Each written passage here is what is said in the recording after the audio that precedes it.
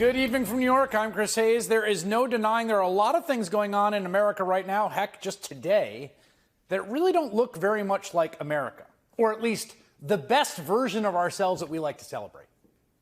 Young foreign students and others being grabbed off the street by masked police in state-sanctioned abductions. Performative cruelty and twisted photo ops by top government officials. Criminals pardoned of the crimes if they support the current leader. And these bizarre spectacles of subservience in the Oval Office. Donald Trump's bet is that acting like a dictator is half the battle to becoming one. At a press conference to swear in his personal lawyer as the U.S. Attorney for New Jersey, which, by the way, would be an enormous scandal in any other time and place, Trump said that he pardoned a convicted fraudster because, quote, he was one of the first people that supported a gentleman named Donald Trump for president. Then he celebrated those black bag style snatching and disappearing of immigrants and foreign students while attacking the federal judges who have stood in the way. We're getting rid of a lot of bad people. They're being taken out. And we hope this court system that's become so active all of a sudden in trying to protect some very, very bad people of crime, they have to stop. I'm sorry. Is people of crime what we're calling it now? I can't keep up. Donald Trump's goal is to replace American democracy with a Donald Trump dictatorship. Right now, he's playing the part, down to the choreography of reporter questions in that Oval Office today. I mean, since 1914, right, the journalists who cover the president and ask him questions have been chosen by an independent White House Correspondents Association. And last month, Trump decided to overrule them for the first time in over a century and just handpick his press corps. And he started purging reputable reporting outlets like the Associated Press.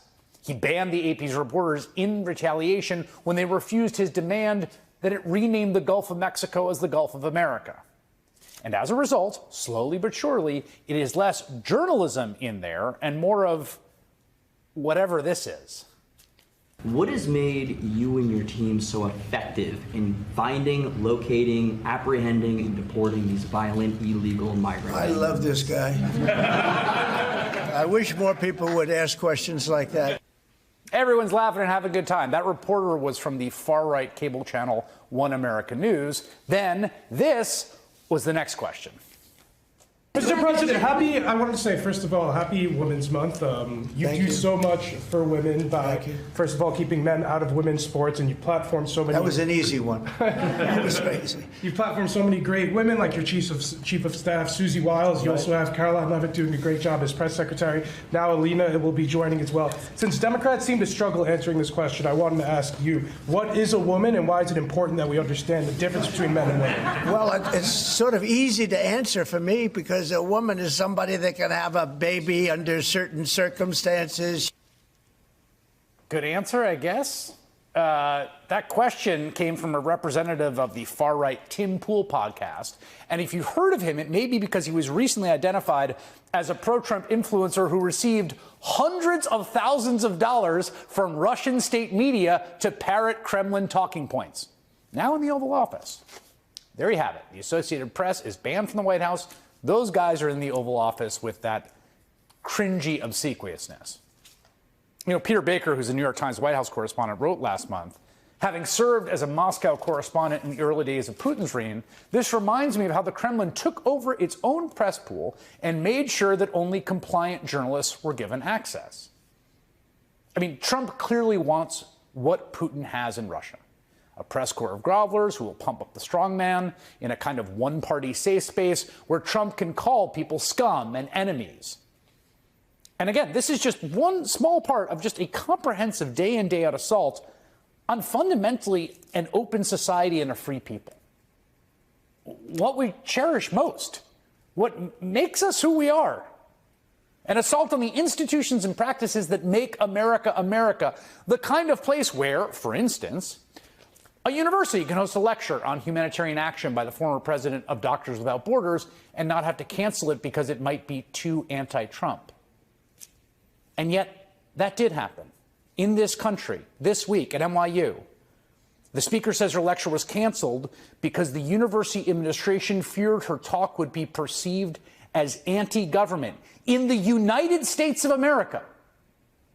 Or the kind of country where, say, a student can co-author a measured, fact-based op-ed critical of a U.S. ally and not have the mass secret police snatch her off the street into detention, accused of ties to terror groups, and shipped away to another state in violation of a direct court order.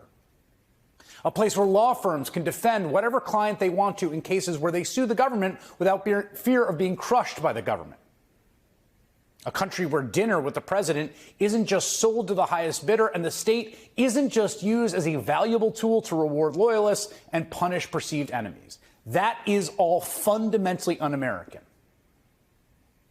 If there is an organizing principle of MAGA governance, is that they do not like anything they cannot control. And that is the opposite of a free society. To them, you will obey or you will be hunted. And every day there's a new example, as they just try to remake everything that is part of a free society, not under their control, down to museums and zoos. Yes, zoos. Do you catch this one? That was in the utterly insane executive order Trump signed yesterday, directing Vice President J.D. Vance to crack down on the Smithsonian Institution by removing improper ideology from its museums, education and research centers, and the zoo. J.D. Vance is now going to patrol the zoo for improper ideology. Congratulations, Commissar. You've got the zoo portfolio. Yeah, it's absurd and it's un-American. And I don't think most people like this. In fact, if you look at the polling and you look at the protests right now and you look at the town halls, Americans are waking up to that. They don't like it. That's why a Democrat took a state Senate seat this week in a Pennsylvania district that had been Republican held since 1979 in Lancaster, the heart of Amish country. And it is why Republicans are right now worried about a special election in the deep red Florida congressional district once held by Trump National Security Advisor Michael Waltz that he won by 30 points in the last election. And it is why Trump just pulled his nomination of Congresswoman Elise Stefanik to be UN ambassador, because he is worried about losing a special election in a district where she won last year by 24 points. So he needs her in Congress. All of this means we still do right now live in a free society. We still do live in a democracy where gravity, political gravity exists. Elections can still blunt Donald Trump's attempts at dictatorship. And the question before us each and every day is whether enough people understand the stakes here to mobilize in time to stop him. Greenland is part of Denmark. If Donald Trump and J.D. Vance are going to take Greenland somehow, which they keep insisting, the most obvious route to doing that would be a war with Denmark, I guess, which is part of NATO and is ostensibly our ally both individually and as part of NATO. But to that point, our alliance with them, I want you to watch this. This is a man named Rufus Gifford. He was chief of protocol in the Biden administration. He was also America's ambassador to Denmark under President Obama. And I just want you to watch his reaction to what Trump and Vance are doing here with this stunt, with this threat, which they are now escalating. Watch. Hi, y'all. Okay, so to say I'm a bit worked up this morning is an understatement, and that's because of this. Yesterday, the Vice President of the United States goes on Fox News and says that Denmark is not a very good ally. Now, I know that a lot of people would know how I feel about this, but I want to tell you why.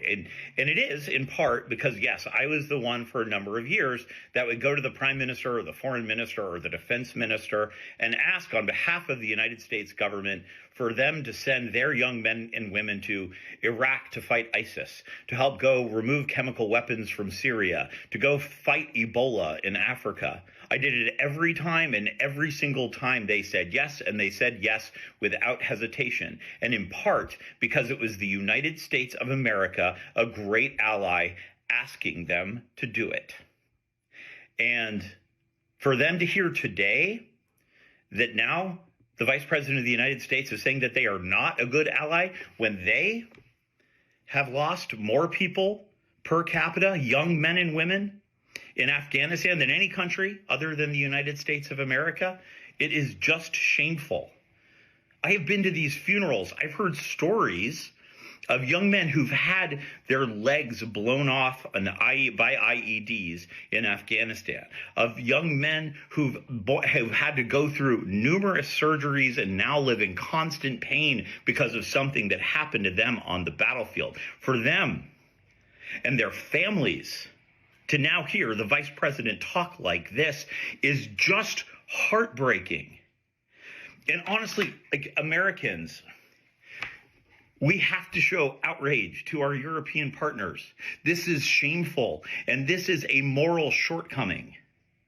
And honestly, look, we understand that the reason he's saying it is because they are not bending the knee to Trump's authoritarian, imperialistic takeover of Greenland. We get that. But at some point, this is about something so much bigger. This is about the men and women. I hope that J.D. Vance could say this not just to the face of Maria Bartiromo, but go to Denmark and say that to the face of the parents of the young men and women who've lost their lives alongside U.S. troops. Say it to them. And then you will have just an ounce of courage. But until then, it is just shameful.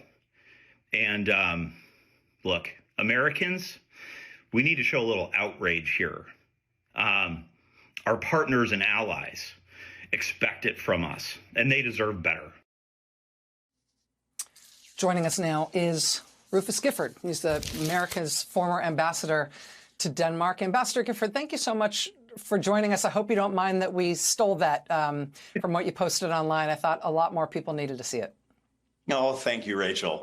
It's important to hear, and very few people have had the perspective that I've had, and have had the honor and privilege of serving the United States, of having been to Greenland for 9 times, of understanding the political complexity of the Arctic and the relationship between Denmark and Greenland, and how important the United States is to the people both of Denmark and Greenland.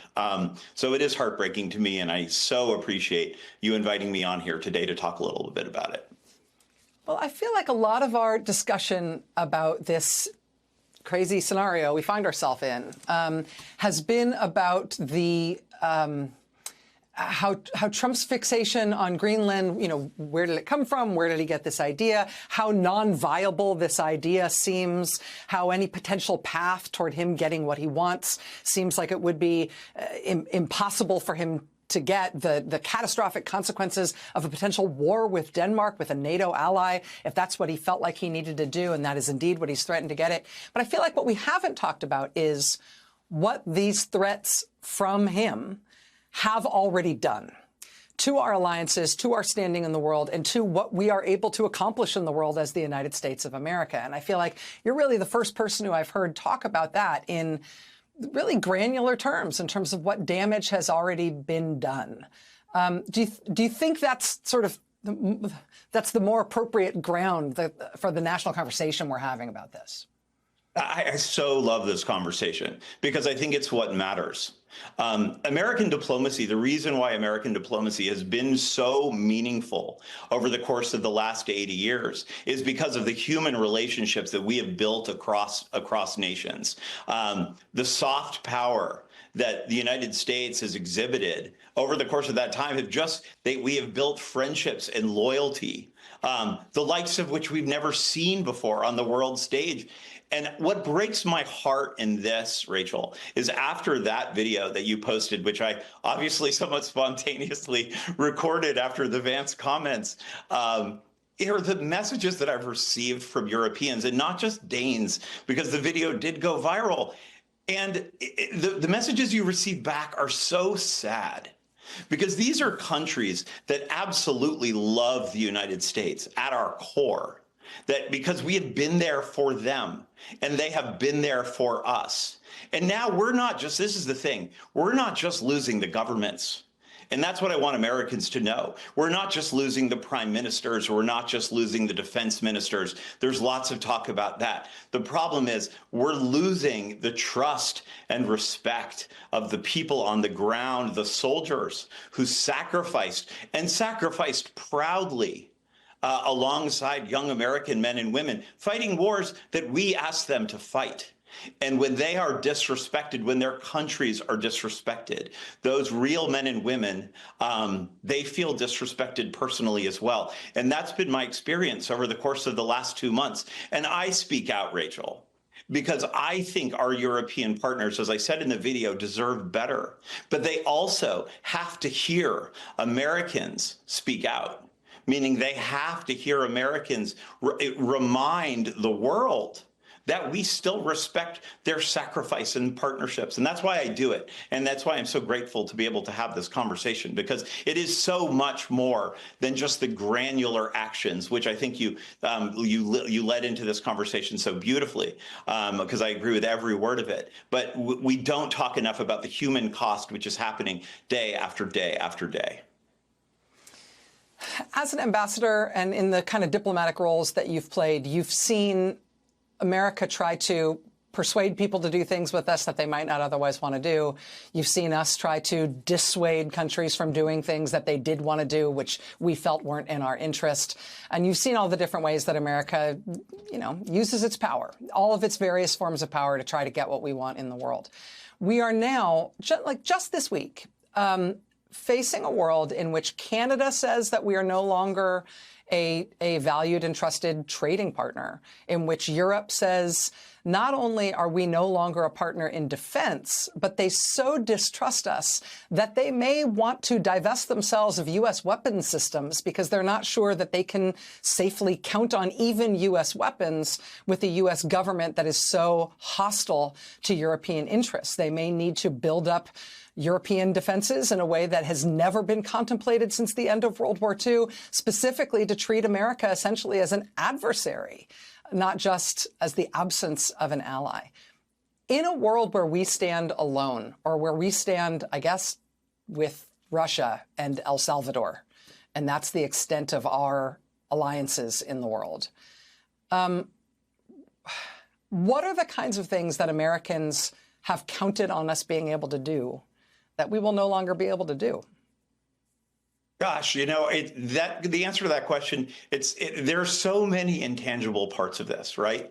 One of the things that I have learned over the course of my ambassadorship was just how many students studied in the United States. I think their parents are going to think twice about that right now. How many folks literally would fly to New York in the summer and drive to Los Angeles and experience something more about the United States than I've even experienced. They loved us. They still had a great fondness for American leadership dating back to the Marshall Plan and World War II. They carry that with them.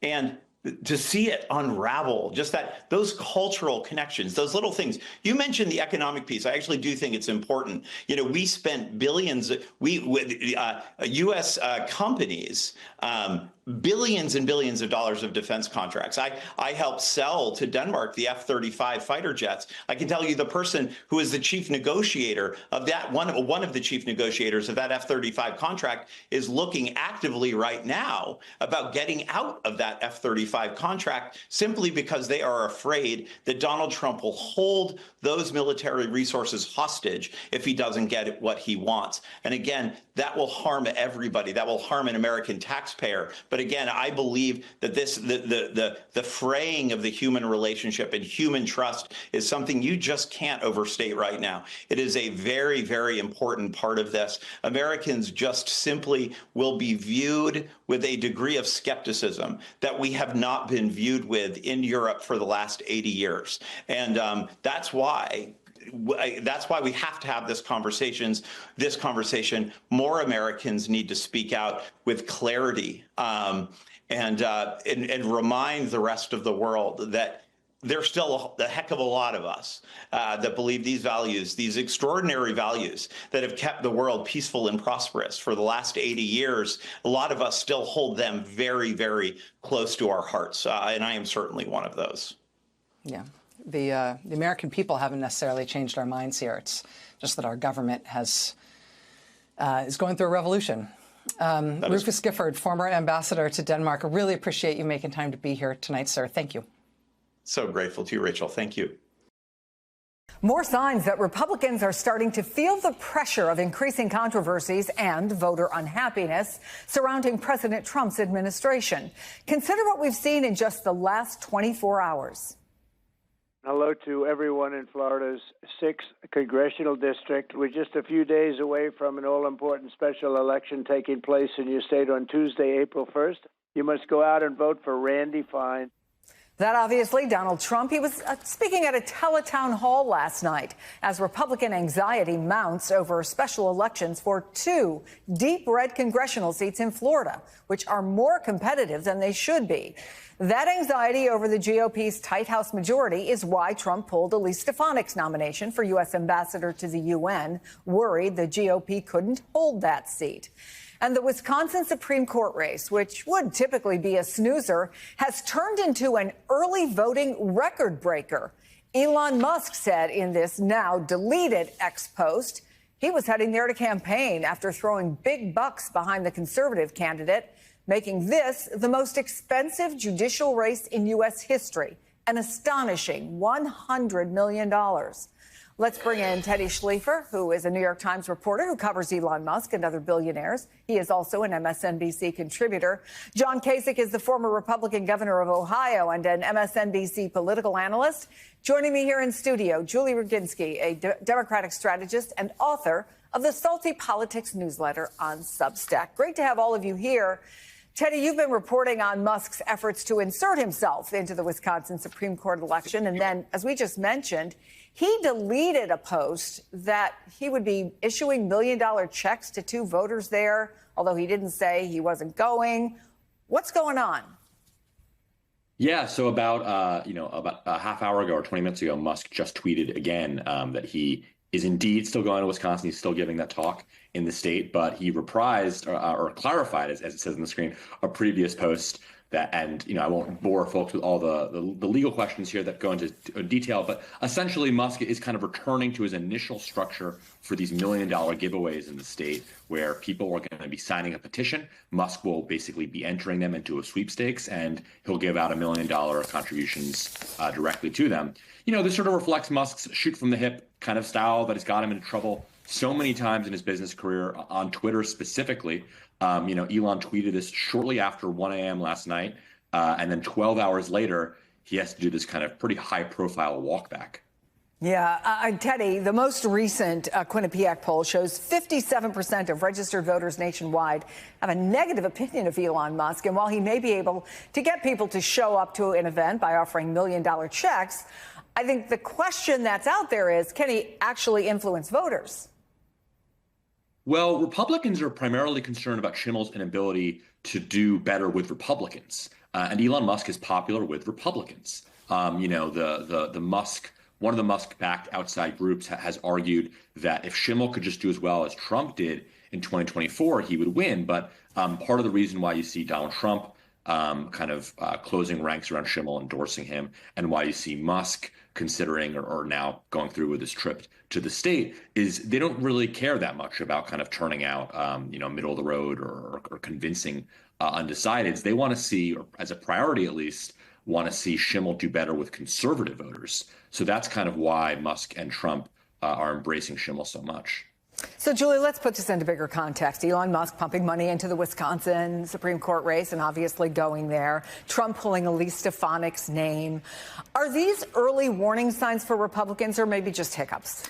The early warning came on Tuesday when Republicans lost a long-held state legislative seat, a state Senate seat in Pennsylvania, a seat that they've held for decades. But more importantly, Lancaster County, which is part of that district, has not elected a Democrat since the 19th century. They just elected a Democrat on Tuesday, a district that Donald Trump won by 15 points. It was an eke out for the Democrats, but nevertheless, it sent a strong message, not just for people in Pennsylvania, but I think to the president and to the White House that, oh my God, these seats that we've taken for granted all these years may be actually swinging in the opposite direction. I'm shocked that he didn't wait until the outcome of the Florida race to pull Elise Stefanik, because obviously if those 2 seats continue to be Republican, it'll give Mike Johnson more of a breathing room.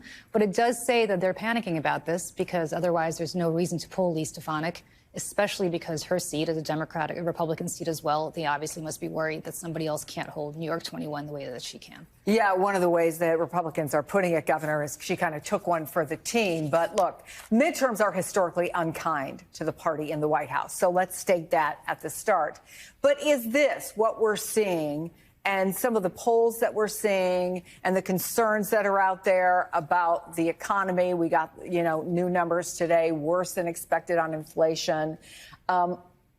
Is this potentially much different than this historical thing that says, yeah, the party in the White House can do badly? Well, Chris, I have information that people I've talked to this morning about this. And let me just kind of say where it is. I mean, I think a race in Pennsylvania, Julie makes a good point. It's just one of these special elections, but in Florida, I think the Republican is going to win the seat. It's going to be closer than people think. And I'm also told by informed sources that the Republicans are going to be victorious in Wisconsin as well. It's interesting when it comes to Stefanik. I think they are playing it. They are being more careful. And you're beginning to see people drift away from Trump. But what's also interesting, one observation I had from a friend of mine today, Congress is beginning to question the whole signal problem they have, Signalgate, as they're now beginning to call it. Now members of the House and the Senate are going to begin to be less, differential to Trump. They may actually ask some questions. They may push back. So this Signalgate may have an impact that no one's really been able to fathom yet. But when it comes to the overall situation in the country, Trump is somewhat weaker, but not to the point where it's so dramatic. Again, I think like I said, the race in Florida, the race in Wisconsin, but they are nervous about Stefanik. And I think Americans are increasingly concerned about the economy, and they're also increasingly concerned about the chaos. But it's still relatively early, and the average person out here across the country haven't felt all this. They're just watching, and they don't like a lot of what they see, and they particularly don't like the situation with the economy. So the administration has challenges, and I don't think Signalgate, by the way, is going to go away. I think we're going to keep hearing about it, and it's sort of the drip, drip, drip, and what they should have done is said, we screwed up, that's the end of it, but somehow they're not capable of saying that. Good evening. I'm Simone Sanders Townsend, and we begin tonight with the end of a week full of obfuscation, finger pointing, and just flat out gaslighting from the Trump administration. President Trump and his team have spent the last several days twisting themselves into knots, trying to deflect or, frankly, just make excuses for why the editor of The Atlantic was inadvertently added to a Signal group chat where the Secretary of Defense shared classified plans for a military strike in Yemen. I mean, they have called it a witch hunt. Then they contradicted that by saying it's no big deal, that none of the information was classified and not technically war plans. They even questioned if Jeffrey Goldberg somehow got sucked in to this group chat. Anything but actual accountability. Also, apparently there are more chats. I don't know. Despite reporting that Donald Trump is privately frustrated with his national security advisor, there has yet to be any, and I do mean any, repercussions for anyone involved in this massive scandal, which, frankly, everyone, it's just astonishing. It is astonishing because the guy's whole brand is saying you're fired. I used to watch the show, okay? And as so many people are rightfully pointing out the blatant hypocrisy here from the but her emails crowd. Now even Hillary Clinton is speaking out. She has had enough. Writing in a New York Times op-ed, it's not the hypocrisy that bothers me. It's the stupidity. We're all shocked that President Trump and his team don't actually care about protecting classified information or federal record retention laws. But we already knew that. What's much worse is that top Trump administration officials put our troops in jeopardy by sharing military plans on a commercial messaging app and unwittingly invited a journalist into the chat. That's dangerous, and it's just dumb. Well, joining me now is NBC News White House correspondent Vaughn Hilliard. Vaughn, has the White House seen Secretary Clinton's op-ed? Did they have any response? We haven't heard a response to Secretary Clinton at this point in time, but I can tell you, Simone, that Attorney General Pam Bondi, when asked about whether the extent to an investigation by the FBI or the Department of Justice, which she had suggested that there is no such investigation taking place. She turned the question around and said that there should be greater scrutiny on the handling of classified documents and information by Hillary Clinton, moving the storyline back 9 years ago. And so this is where you see here, we should note that, of course, there was an FBI investigation into records related to Secretary Clinton and the email server that she had. But in this situation, the Attorney General, who again appeared this afternoon, Simone, as Alina Habba was sworn in as acting U.S. Attorney out of New Jersey alongside the President of the United States, has articulated a defense of this administration and even suggested in the last 24 hours that Signal is a safe channel, that, of course, it is encrypted, but it is unsecure. And, of course, the Pentagon itself put out a warning earlier this month to its employees that Signal was not a safe form of communication. Yet the Attorney General of the United States has not articulated otherwise. We should note that in Greenland today, Vice President Vance was asked about this as he stood alongside National Security Mike Waltz, who had joined him on the trip.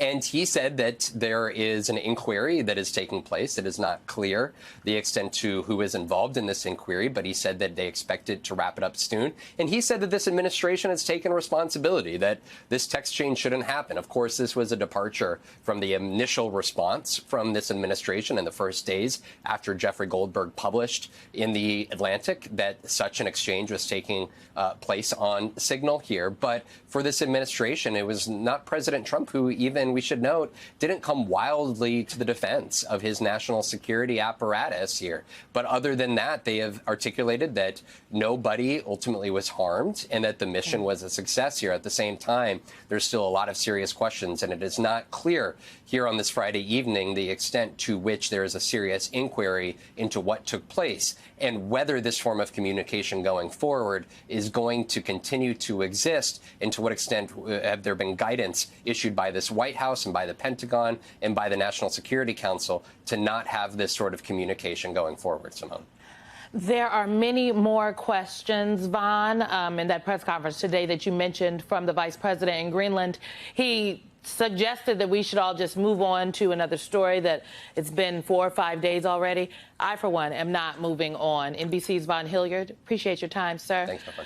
For more, I want to bring in Michelle Goodwin. She's a Georgetown law professor, and Harry Litman, former U.S. Attorney and Deputy Assistant Attorney General. Now, Harry, let me just say that according to NBC's own reporting, a DHS staffer, Department of Homeland Security, faces serious punishment for accidentally adding a reporter to a group email. Yes. A longtime Department of Homeland Security employee told colleagues she inadvertently sent unclassified details of an upcoming Immigration and Customs Enforcement operation to a journalist in late January.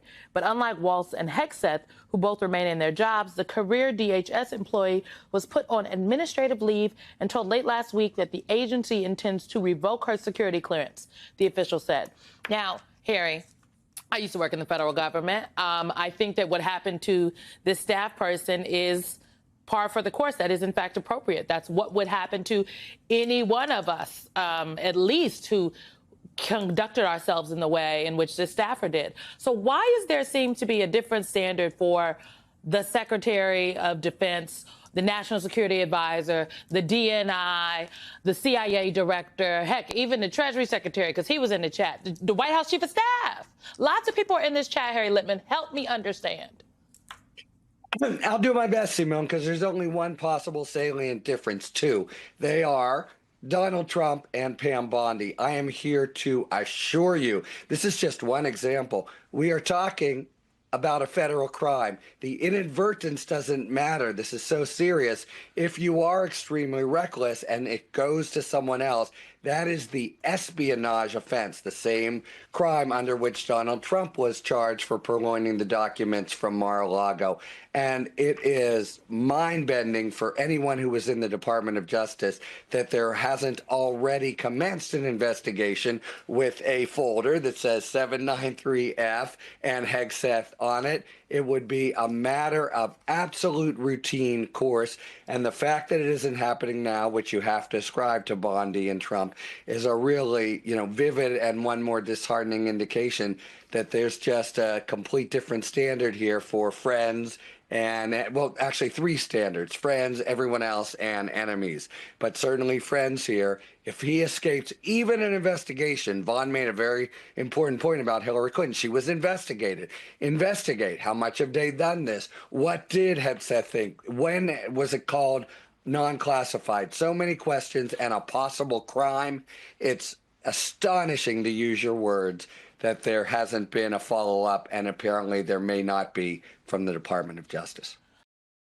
Congressman, you are well acquainted with this president's efforts to dismantle the rule of law, these lawsuits against 4 different law firms. What does that tell you about where we are in that process of dismantling the system? They think they can bulldoze the government and seize control over society by dismantling the lawyers for their opposition. That's in naked violation of the First Amendment. It's in brutal violation of the due process rights of people who appear in court. And I just cannot imagine even a Trump favorable court allowing this to go forward. I mean, that really spells the end of the rule of law. If the president can target lawyers simply because they've represented his political opponents and then ban them from federal buildings, ban federal officers from meeting with them, lock them out of federal contracts, that's just naked and unconstitutional First Amendment retaliation. You have Judge Beryl Howell accusing the Trump administration of attacking the judiciary in her ruling on Perkins Coie. Here is how Pam Bondi responded just last night. Many judges need to be removed, Judge Howell included, Judge Reyes, Judge Boasberg. These judges obviously cannot be impartial. They cannot be objective. They are district judges trying to control our entire country, and they're trying to obstruct Donald Trump's agenda. Remove the attorneys, remove the judges, and then you have the Speaker of the House acting like her backup singer, saying much the same about federal judges. What role is Congress supposed to be playing in acting as a backstop to these efforts to undercut the judiciary? Well, I mean, look how sick that is. Basically, anybody who has rendered any ruling they disapprove of, they think should be removed from the bench. Any lawyer who's ever represented a party adverse to them, they think should be cleared out of the way. I mean, that is in naked opposition to the rule of law. So, look, I'm the ranking Democrat in the House Judiciary Committee. The Judiciary Committee Democrats, the Democrats in the House are unified in standing up for the independence of the judiciary, the separation of powers, and the constitutional order as we've known it. I wonder if Attorney General Bondi could name one judge who she doesn't think should be removed, who's ruled against one of Trump's executive orders or one of the lawless actions undertaken by Elon Musk. And they can't say it. Basically, they believe if they disagree with someone or something, that person should be rendered illegal, a legal non-entity.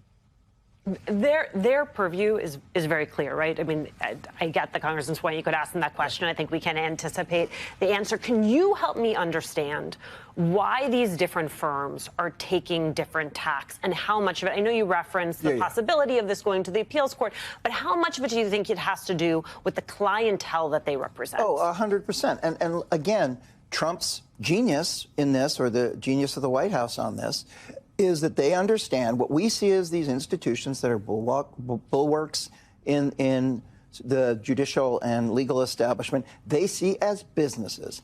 Trump understands that if you take away, it's like a Jenga tower, if you take away certain accesses and elements of their business, they're incapable of functioning. He understands. This guy, say what you want about Trump, is he looks beyond the superficial, beyond the facade of these institutions, and looks to the foundations.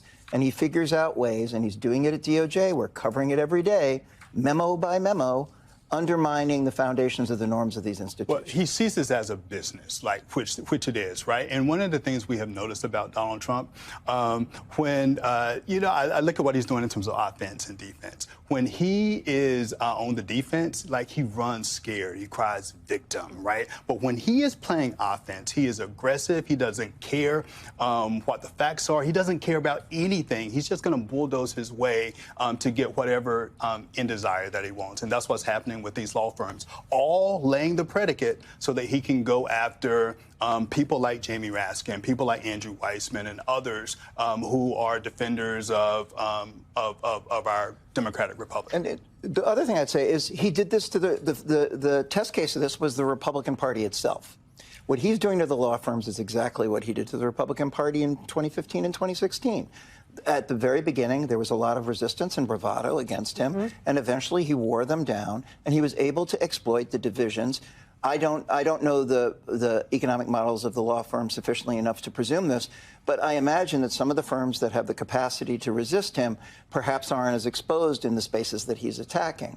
So I think he has an understanding of the vulnerabilities of his opposition that nobody who's currently a combatant has. And so we circle back to the question, Congressman Raskin, that we constantly circle back to, which is which of these cases will end up before the Supreme Court? And if and when they end up before the Supreme Court, will the Supreme Court be ready to hold the line? Well, I think so. An important signal came down last week when Chief Justice Roberts noted that the proper response to a district court decision that you disagree with is not to impeach the judge, much less malign the judge and contribute to this terrible climate of violence and threat and intimidation. The proper response to a district court decision you disagree with is to appeal the decision. And we've only had 15 judicial impeachments in all of American history, and it's always for something like taking bribes on the bench, corruption, stealing money from the court, habitual drunkenness, not even just 1 day or 2 days of drunkenness. But we've never had a judge who's been impeached for doctrinal differences with the court, much less for getting the legal doctrine right, which an overwhelming, if not unanimous number of these judges have done. I mean, their legal reasoning is just airtight. And that's why Donald Trump is so furious and outraged, and why, all the king's men are running around talking about impeachment, because they can't contest what these judges have actually ruled. So they're coming to our committee next week, and they're going to, have their big hearing on the rogue judges, because they're saying never before has a president seen so many of his executive orders struck down before. History's never seen a president engage in so much illegality before, especially in the first 100 days of his tenure. And so we're going to try to get at the substance of these cases while they go after the judges, including Judge Boasberg, who was first appointed to the bench by President Bush. Congressman, what would be your counsel to these firms as they try to contend with these incoming lawsuits from the Trump administration?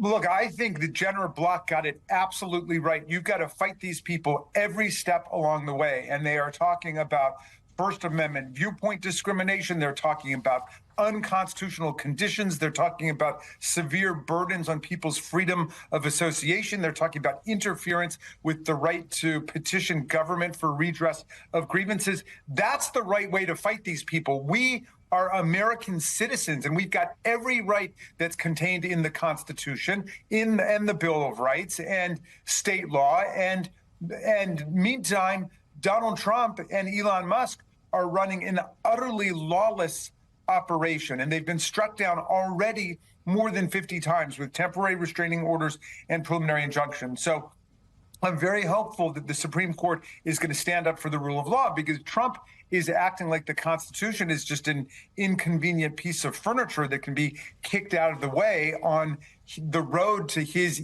personal economic and political objectives. And that's not American constitutional democracy. That's a gangster state. Amen.